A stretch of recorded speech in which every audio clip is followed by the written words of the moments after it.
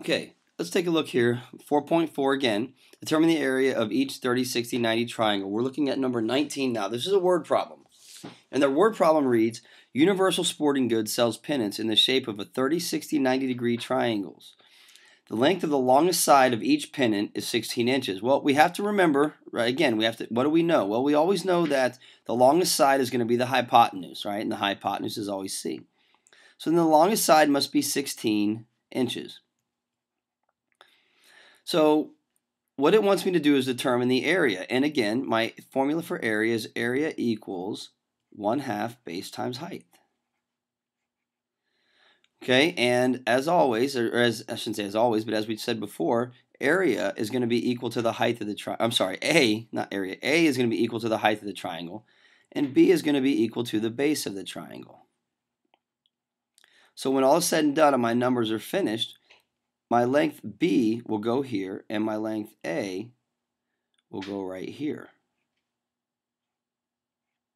Okay, but I need to determine A and B. Well, I'm given C, and so I can use C to determine A. And then once I have A, I'll be able to plug it in to find my base. So formula C equals 2A, and C equals 16. So then 16 is equal to 2A. And as in all other cases, I like A. I need to get A by itself. So I got to get rid of the 2. What I do to one side, I do to the other. These cancel. And 2 will go into itself once. It will go into 16 8 times. So when all said and done, A is equal to 8. So A equals 8.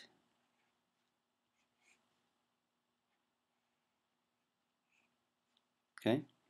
So then A, which is equal to my height,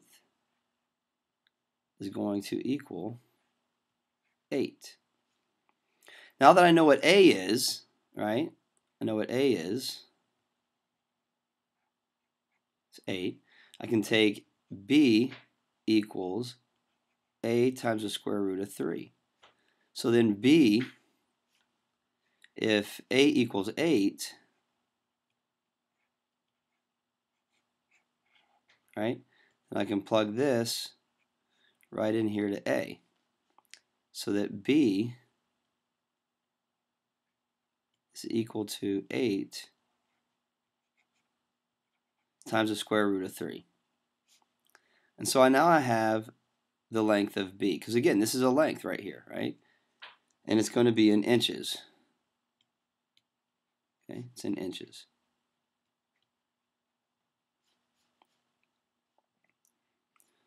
So if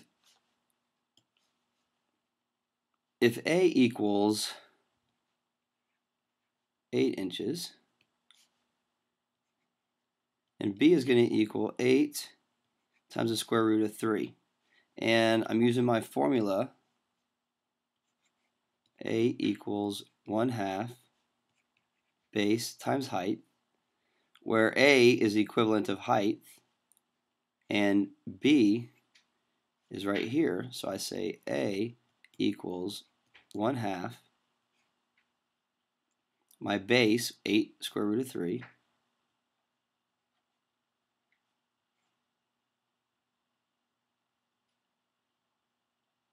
okay, 8 square root of 3 times A, which is 8. Remember, once again, I can make all numbers a fraction by putting them over 1.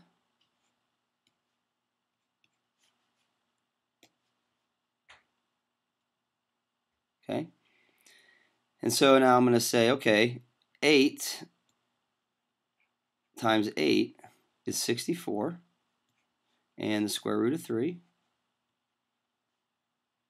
over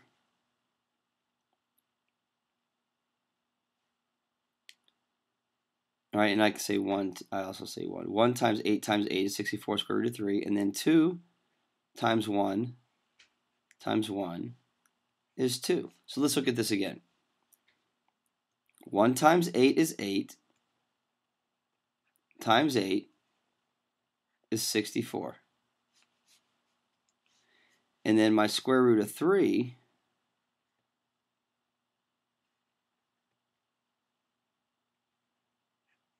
right here. And then 2 times 1 times 1 gives me 2. So now where I'm at is I'm saying that A is equal to 64 square root of 3 over 2.